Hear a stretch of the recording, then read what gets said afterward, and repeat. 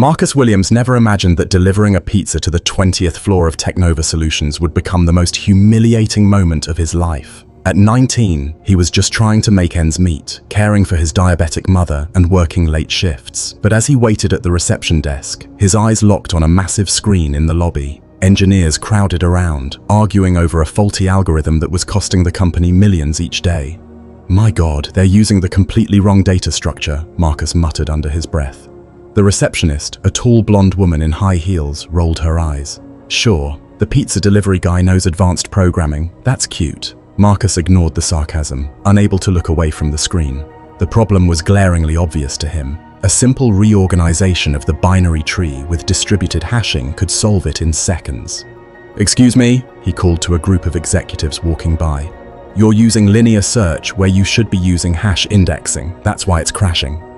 The entire lobby went silent. 12 men in suits turned toward him as though a ghost had just spoken. Marcus spent his days delivering pizzas and his nights gathering evidence. David brought documents. Harrison leaked internal recordings. Piece by piece, a clear picture of Technova's corruption emerged. Fake contracts, insider trading, and discrimination cases. "We have enough to destroy the company," David said one night. "No," Marcus replied. "There are good employees there. We target Blackstone, not everyone else." Rosa nodded. "The best revenge isn't to ruin them, it's to rise above them." Marcus leaned forward. "Blackstone thinks I'm just a pizza guy. We use that. We give him the perfect chance to humiliate me again, in public." David smiled. "I have 3 board members ready to move against him. If we give them proof, they'll act." "Then we wait for him to overplay his hand," Marcus said. Across the city, a private investigator sat in a car outside Marcus's apartment taking pictures. Blackstone's paranoia grew each day. "Find anything on that kid," he ordered. But every move Blackstone made only created more evidence, and Marcus was quietly preparing the final strike. Rosa placed the dusty shoebox on the table. "Look inside," she said. Marcus opened it. Contracts, printed emails, photographs, all showing illegal activities at Technova. "You collected all this?" he asked. "When you're invisible, people talk," Rosa said. "I've seen everything for 15 years. The next morning, Marcus received a call. "Marcus Williams? David Chun, Tech Watch News. I saw the video. I want to meet." They met at a quiet cafe. David, a grey-haired investigative journalist, placed a folder on the table. "Blackstone has a history of firing black employees, paying women less, and using shell companies to hide money. I need more evidence." "What do you need from me?" Marcus asked. "Inside access. Your mother knows the building. You have the skills." Marcus nodded. "Then let's finish this." At Technova, Blackstone raged. "I want him gone by the end of the week," he told his team. Dr. Harrison stayed quiet, secretly recording the entire meeting. That night, he called David Chun. "I have something you'll want to hear," Harrison said. Marcus's fight had just gained a powerful ally. Blackstone called for a special meeting. "Bring the board, the press, the investors," he ordered. "We'll expose that boy and his mother." On the day of the meeting, Marcus entered calmly, wearing his usual shirt and backpack. Cameras were everywhere. "Our pizza genius has arrived," Blackstone sneered. "Watch closely. Today we prove he's a fraud." Marcus sat down without a word. "You and your mother stole company data," Blackstone said loudly. "We have proof." "Then show it," Marcus replied. Blackstone smiled and held up a folder. "Private investigator followed you for weeks. Photos of your mother in restricted areas, meetings with suspicious people." Marcus nodded. "Interesting. Did your investigator follow me last night?" Blackstone frowned. "What?"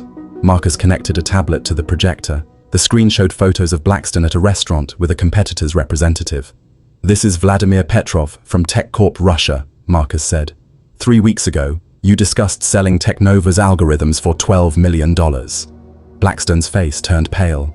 "That's fake!" he shouted. Marcus tapped again. An audio recording of Blackstone's voice played. The room went silent. The recording played clearly. "Transfer the data to Petrov by Friday. The board won't know until it's done." Gasps filled the room. Cameras zoomed in on Blackstone's face.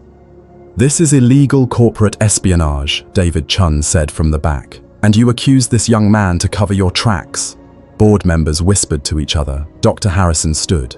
"As VP of Technology, I confirm the voice is genuine. I've heard him discuss it before." Blackstone slammed his fist on the table.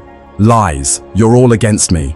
"No," one board member said coldly. "You're finished." Security guards entered. "Mr. Blackstone, you're under investigation. You'll come with us." He glared at Marcus as he was escorted out. "This isn't over," he shouted. Marcus didn't move. "Yes, it is." The room erupted. Reporters rushed forward, shouting questions. Rosa stepped beside her son. "We're done here," she said. Board members followed them out, calling Marcus's name. One stopped him at the elevator.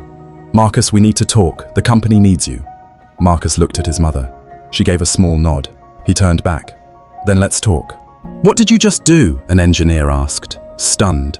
"I treated the system like a family budget," Marcus said without looking up. "Cut waste, kept the essentials." Blackstone stepped closer, his smile beginning to falter.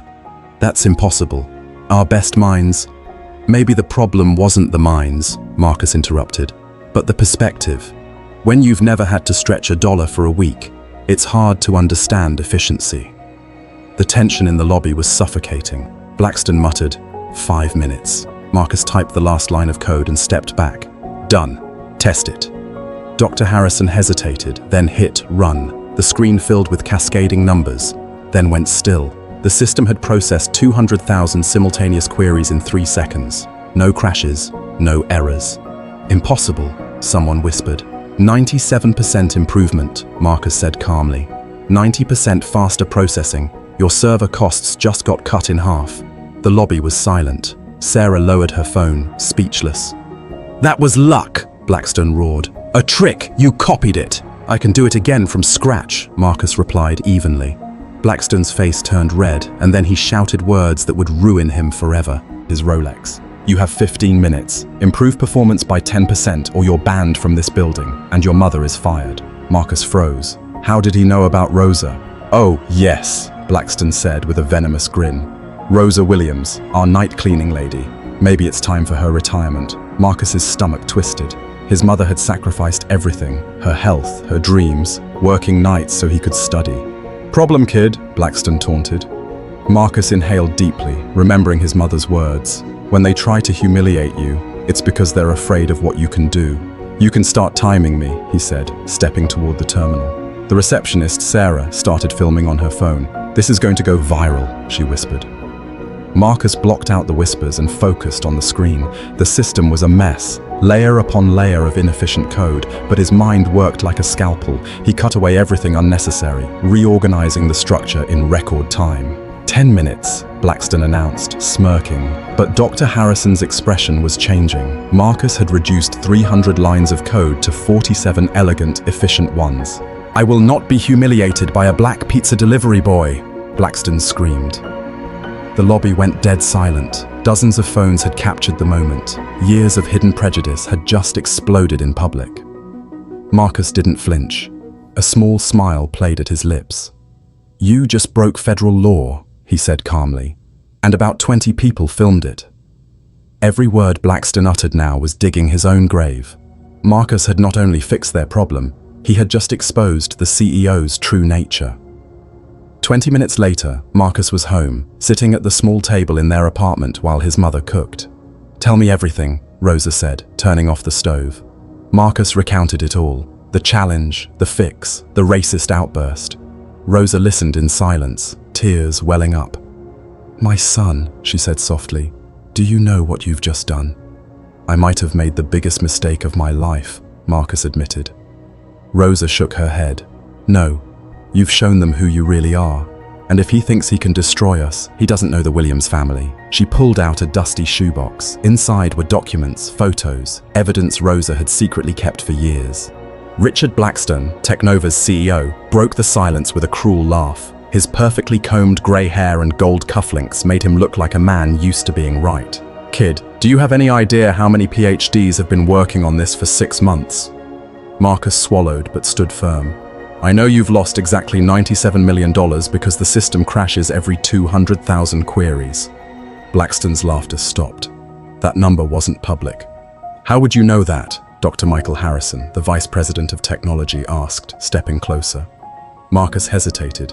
He'd grown up in these offices. His mother, Rosa, had been cleaning them for 15 years. He had done his homework in the empty conference rooms, overhearing technical discussions, reading abandoned notes. But he couldn't expose her like that. "Just observation," Marcus replied. Blackston's smile turned sinister. All right, genius. Prove it. Fix our problem. The challenge echoed through the lobby like a sentence. Employees whispered, amused and skeptical. None of them knew Marcus had been accepted to Stanford at 16 but turned it down to care for his mother. Marcus's eyes hardened.